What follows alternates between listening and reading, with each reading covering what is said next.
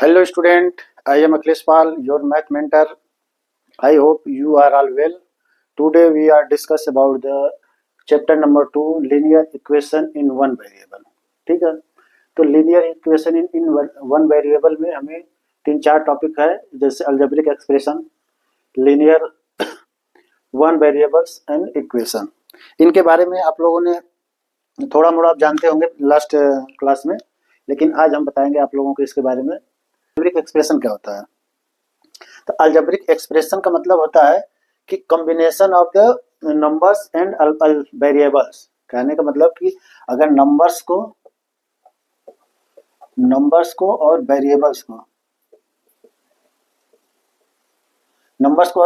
को अगर मिक्स करके रख दिया जाए तो उसी को कहते हैं अलजेब्रिक एक्सप्रेशन। जैसे सपोज करिए कि 2x हो गया या 2x प्लस 3 हो गया, या फिर x स्क्वायर प्लस 5x, ठीक, या मान लीजिए कि 3x प्लस 2/7, या इस तरह के अगर लिखा हुआ हो तो इनको हम कहते हैं अलजेब्रिक एक्सप्रेशन।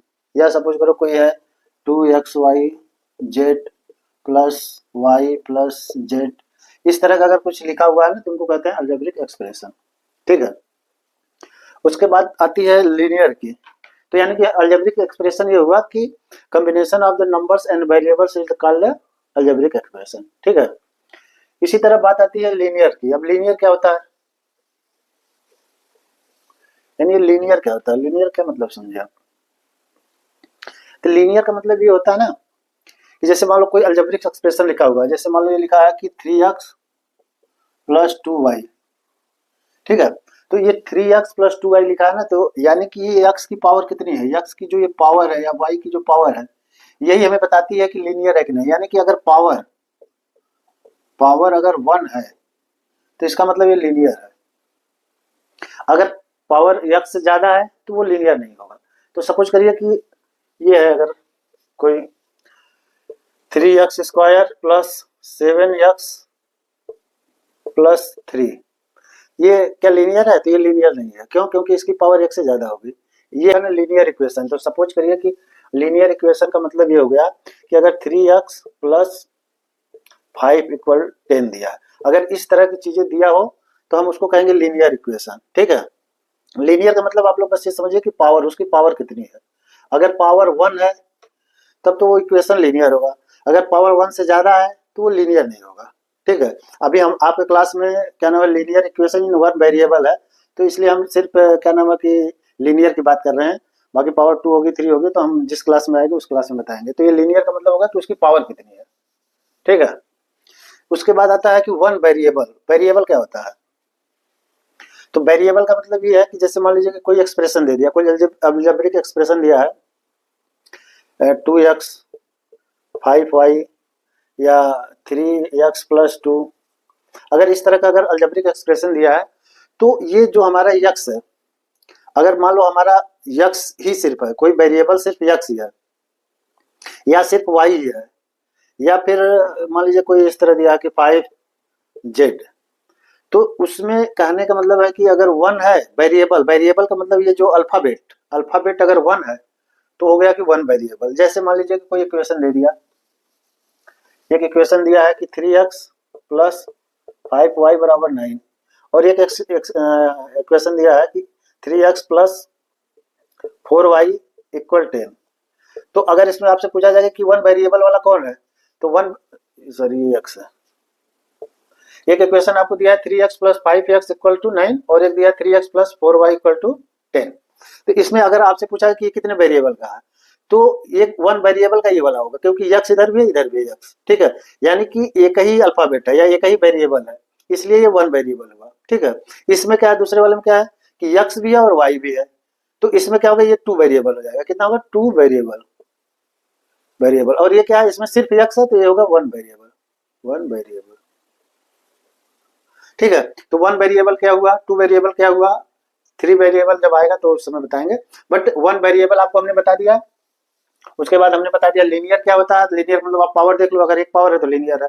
वेरिएबल देखना है, 1 वेरिएबल देखना है तो अल्फाबेट का कोई नंबर 1 है तब तो 1 वेरिएबल, 1 से ज्यादा है तो एक वन वेरिएबल नहीं है। इसी तरह अल्जेब्रिक एक्सप्रेशन क्या है? अल्जेब्रिक एक्सप्रेशन का मतलब कि उसमें अल्फाबेट भी होने चाहिए और उसमें नंबर भी होने चाहिए।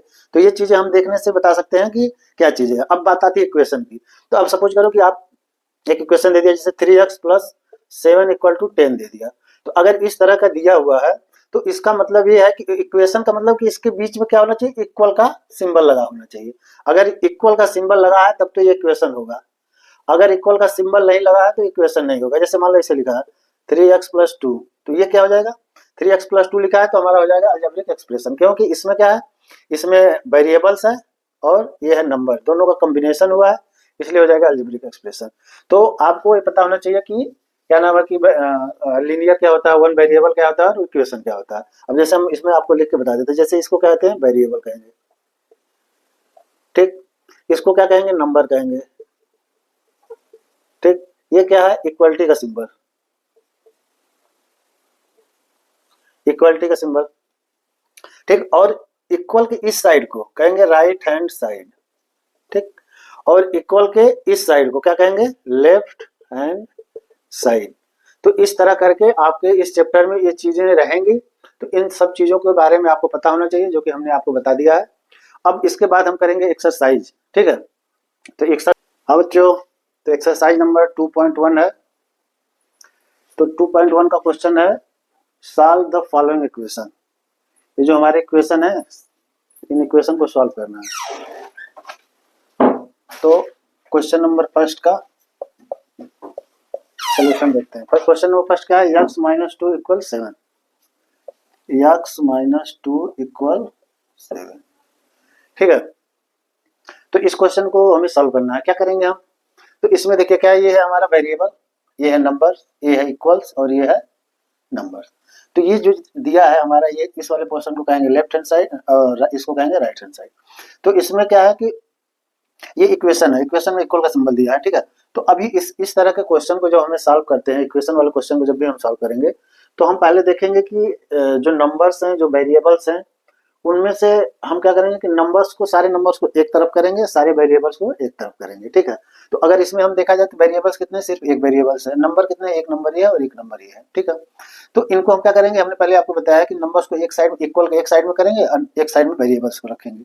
तो अगर हम क्या करें, इस जो 2 है, इस 2 को इक्वल के इस साइड में ले आए, यानी कि इसको हम उठा के अगर यहाँ कर दें, ठीक है, तो सारे नंबर्स एक तरफ हो गए और सारे वेरिएबल्स एक तरफ, यानी कि x इधर हो जाएगा और नंबर सारे इधर हो जाएंगे, ठीक।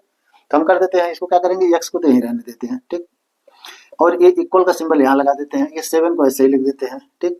और ये जो 2 है ना, -2 है, इसके आगे माइनस का सिंबल, तो ये उठ के इस साइड में इक्वल के इधर आएगा। तो जैसे ही इक्वल के इस साइड में आएगा तो इसका सिंबल जो है ना, जो अभी सिंबल है, इसका अपोजिट हो जाएगा। यानी अभी माइनस सिंबल है तो इधर आएगा, क्या हो जाएगा? ये प्लस हो जाएगा, ठीक। अब क्या करेंगे? इक्वल के इस साइड में सिर्फ वन वेरिएबल है, x ही है सिर्फ, तो इसको x को तो हम ऐसे रख देंगे। और इक्वल की इस साइड में 7 है, प्लस का सिंबल है और 2 है, तो इन 7 और 2 को क्या करेंगे? प्लस कर देंगे, तो कितना आ जाएगा? 9। तो ये हमारा आ गया वैल्यू, x की वैल्यू जो हमारी आ गई 9। तो ये हो गया सोल्यूशन हमारा। इसी तरह हम क्वेश्चन नंबर 2 करेंगे। अब क्वेश्चन नंबर 2 क्या है? देखिए क्वेश्चन नंबर 2 ये दिया है y + 3 = 10। तो हम लिख लेते हैं y + 3 = 10, ठीक। अब इसको सॉल्व करना है। अब इसको हम सॉल्व करना है तो हमने जो पहला क्वेश्चन किया था, सेम टू सेम वैसे ही करेंगे। हम क्या करेंगे? एक साइड में इक्वल के एक साइड में वेरिएबल, सारे वेरिएबल रखेंगे और दूसरे साइड में सारे नंबर्स रखेंगे, ठीक है। तो हम क्या करेंगे? इस 3 को इक्वल के इस साइड में अगर हम इधर ला दें तो सारे वेरिएबल एक तरफ हो जाएंगे और सारे नंबर्स एक तरफ हो जाएंगे। तो कर देते हैं y की जगह y इक्वल, ये आ जाएगा इक्वल, यहाँ 10 को ऐसे ही लिख देंगे। अब ये 3 जो है इस साइड में जाएगा, जैसे ही इस साइड में जाएगा तो जो ये सिंबल है ना, इसका सिंबल अपोजिट हो जाएगा। अभी प्लस है तो क्या हो जाएगा? -3। अब y बराबर क्या हो जाएगा? 10 में से 3 गया 7। तो अब y की वैल्यू क्या आ गई? 7। यही होगा आपका आंसर, ठीक। अभी क्वेश्चन नंबर 3 कर लेते हैं। तो थोड़ा सा जल्दी जल्दी करेंगे इनको, और आप लोग क्वेश्चन करके इसके बाद बीच बीच में इसको रिवाइज भी करते रहो। क्वेश्चन नंबर 3 देखिए ये है। अब की बार क्या दिया है? 6 = x + 2, ठीक है। अभी तक तो क्या है कि इस वाले टर्म को जो अभी राइट हैंड साइड में पहले इधर देता था और लेफ्ट हैंड साइड को उस साइड में, अभी क्या इधर दे, तो उससे कोई फर्क नहीं पड़ता, इधर दे या उधर दे, हमें उससे कोई फर्क नहीं पड़ता। हम हम इसको उधर ले आए, इसको इधर करें, कोई दिक्कत नहीं, बस सिंबल का ध्यान रखना है। अभी क्या करना है, अभी इधर देखिए वेरिएबल है और इधर नंबर है, अगर हम सिर्फ इस वाले नंबर्स को अगर इस साइड में ला दें तो हमारा काम हो जाएगा। तो हम क्या करेंगे, इसको इस साइड में लाएंगे, तो पहले इधर क्या है, इधर 6 है तो 6 लिख देंगे। ये वाला इस साइड में आएगा तभी इसके आगे कौन सा सिंबल है, प्लस, तो इधर आएगा तो क्या हो जाएगा, माइनस, तो -2। इक्वल की जगह इक्वल, अब यक्स को ऐसे ही रख देंगे, ठीक। अब इसमें 6 में से 2 जाएगा 4, 4 इक्वल यक्स। तो इस तरह करके ये हो गया हमारा आंसर, ठीक। अब क्वेश्चन नंबर 4 की बात करते हैं।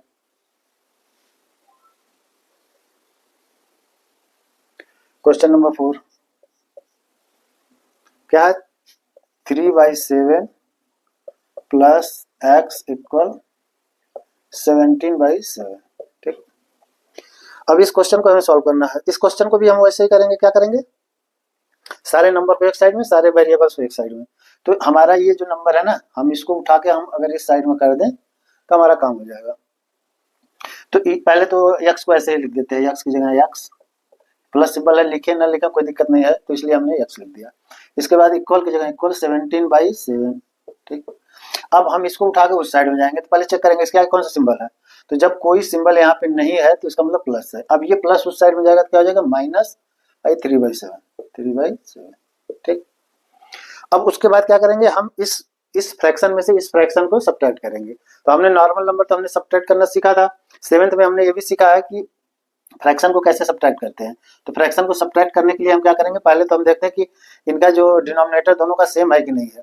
अगर सेम है तो हमारा और इजी हो जाएगा, अगर सेम नहीं रहता है तो हम क्या करते हैं, सेम बनाते हैं। तो अभी तो हमारा सेम है, तो सेम है तो हम डिनोमिनेटर की जगह ऐसे लिख देंगे 7, और 17 में से 3 को सब्ट्रैक्ट करेंगे तो कितना आएगा, 14। तो ये हो गया 14/7। अब क्या करेंगे, हम देखेंगे कि ये x हो जाएगा इधर, ठीक है। अब क्या करेंगे, अब ये 7 के अगर टेबल पर है, 7 के टेबल में आता है, यानी कि हम इसको क्या कट कर सकते हैं। तो 7 1 जा 7 और 7 2 जा 14। अब ये हो जाएगा 14 अरे सॉरी, ये हो जाएगा 2/1, 2/1, और 2/1 को हम जानते हैं क्या होता है, 2 हो जाता है। तो ये हमारा हो गया आंसर, x बराबर हो गया 2/1, ठीक। अब इसी तरह क्वेश्चन नंबर आता है 5। क्वेश्चन नंबर 5 करते हैं। ये सारे इक्वेशन को इसमें सॉल्व करने हैं और कुछ करने नहीं है। तो क्वेश्चन नंबर हम कर देते हैं 5। क्या है, 6x इक्वल टू 12 है। ये देखो 6x इक्वल 12, ठीक। चलिए अब इसमें क्या करेंगे, अभी तक तो हम क्या करते थे, सिंबल दिया था, प्लस का दिया था और माइनस का दिया था। अभी इसमें कौन सा सिंबल दिया है, अगर इनको ध्यान से देखा जाए तो इनमें कौन सा सिंबल है, इन दोनों के बीच में सिंबल है मल्टीप्लाई का।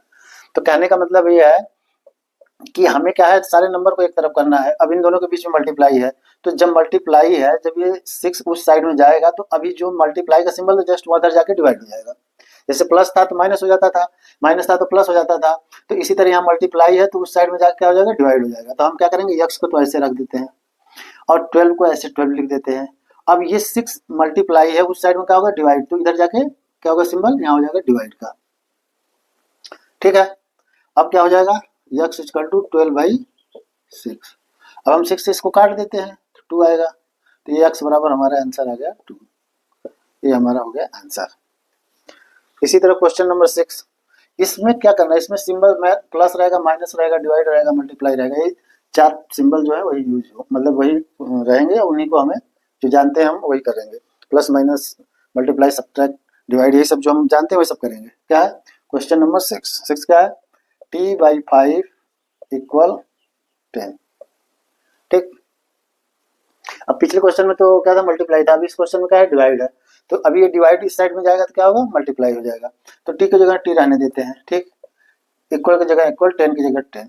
अब यहाँ पे डिवाइड है, इस साइड में आएगा तो क्या होगा, मल्टीप्लाई, तो यहाँ हो जाएगा मल्टीप्लाई, ठीक। अब टी बराबर क्या हो जाएगा, 50।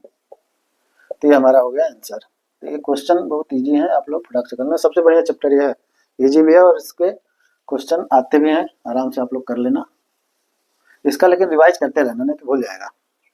क्वेश्चन नंबर 7, क्वेश्चन नंबर 7 क्या है, 2x/3 इक्वल 18, ठीक। अब इसमें देखिए क्या है, मल्टीप्लाई भी है, डिवाइड भी है, ठीक है। तो हम क्या करेंगे, पहले डिवाइड वाला को उस साइड में ले जाएंगे तो क्या हो जाएगा, डिवाइड वाला उस साइड में जाएगा तो मल्टीप्लाई होगा। तो इन दोनों को तो ऐसे लिख देते हैं, 2x को तो ऐसे लिख देते हैं इक्वल की जगह इक्वल, 18 की जगह 18, और ये उस साइड में जाएगा, अभी यहाँ पे डिवाइड है तो इधर जाएगा मल्टीप्लाई, ये मल्टीप्लाई हो गया। ठीक, अब फिर इसको भी हम उस साइड में ले जाएंगे, तो यहाँ पर अभी क्या है, मल्टीप्लाई का सिंबल इधर जाएगा तो डिवाइड हो जाएगा, तो हम इस एक्स को इससे लिख देते हैं, बाकी इसको ले जाएंगे उस साइड में। 18 मल्टीप्लाई बाई 3, अब ये डिवाइड हो गया, ये आएगा डिवाइड का सिंबल लगा और यहाँ हो जाएगा ये 2। ठीक, अब इसको सॉल्व कर देते हैं। अगर कट करें तो 2 से कट करेंगे, 2 1 जा 2, 2 9 जा 18, और 2 3 जा 9 3 जा 27, तो 27 आ गई, एक्स की वैल्यू 27 हो जाएगी, ये हो जाएगा आंसर। तो इस तरह करके हमने 7 क्वेश्चन कर लिया। हाँ बच्चों, तो क्वेश्चन नंबर 8 करते हैं। क्वेश्चन नंबर 8 क्या है, लिखिए क्वेश्चन नंबर 8। ये दिया है 1.6 इक्वल y बाई 1.5। ठीक है, अब इसको भी सॉल्व करना है, इसको भी सॉल्व करना है, तो वही काम करेंगे। क्या करेंगे, नंबर्स को एक तरफ और वेरिएबल को एक तरफ, तो ये नंबर है और ये नंबर है, और यहाँ पे क्या सिंबल है इन दोनों के बीच में, y और 1.5 पर डिवाइड, ये इधर आएगा तो क्या होगा, मल्टीप्लाई, तो ये 1.6 इंटू 1.5 इक्वल की जगह इक्वल y। ठीक, अब इसमें इसका मल्टीप्लाई कर देते हैं। अभी 2 मिनट के लिए हम मान लें कि ये क्या है हमारा 15 है। ठीक है, पॉइंट को भी भूल जाते हैं, तो 15 6 जा 90, कैरी हो गया 9। ठीक है, 15 1 जा 15 और 9 कितना होगा 24। ठीक, तो ये हो गया। अब देखिए कितने डिजिट पे पॉइंट है, तो एक डिजिट इधर है, एक डिजिट ये है, तो 2 डिजिट पे हमें लगाना पड़ेगा पॉइंट, 1 2, तो ये हमारा ये हो जाएगा, ये इक्वल y। अब इसको हम क्या लिखेंगे, पॉइंट के बाद अगर 0 है तो उसको हम नहीं लिखते हैं, तो ये होगा 2.4 इक्वल y। ठीक है, तो ये हमारा होगा इस तरह करके आंसर। ठीक, अब क्वेश्चन नंबर 9 देख लेते हैं।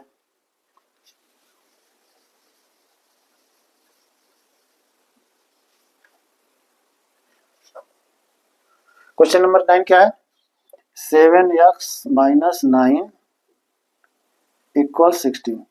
ठीक है, इसको थोड़ा जल्दी करिए, ये इस साइड में जाएगा, तो ये हो गया 7x इक्वल 16 प्लस 9 हो जाएगा, ये प्लस हो जाएगा, इस साइड में जाएगा तो 7x इक्वल क्या हो जाएगा 16 और 9 कितना हो गया 25।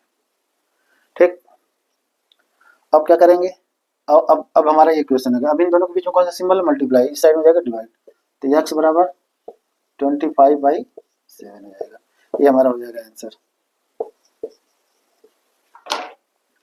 क्वेश्चन नंबर 10 देखते हैं। क्वेश्चन नंबर 10 देखिए क्या है, 14y माइनस 8 इक्वल 13। ठीक है, अब इसको क्या करेंगे, इसको भी वैसे करेंगे, इस साइड में चला जाएगा, बाकी जैसे करते हैं कर देंगे। 14y equal 13 plus 8। ठीक, अब ये 14 की जगह 14y हो जाएगा, इन दोनों को ऐड कर देंगे, कितना हो जाएगा 21। अब y बराबर क्या होगा 21/14। अभी देखिए कैसे कटेगा, तो ये 7 से दोनों कट जाएगा, 7 3 जा 21, 7 2 जा 14, तो ये आ गया आपका आंसर y बराबर 3/2। ठीक, क्वेश्चन नंबर था ये कौन सा 10। ठीक, अब क्वेश्चन नंबर 11।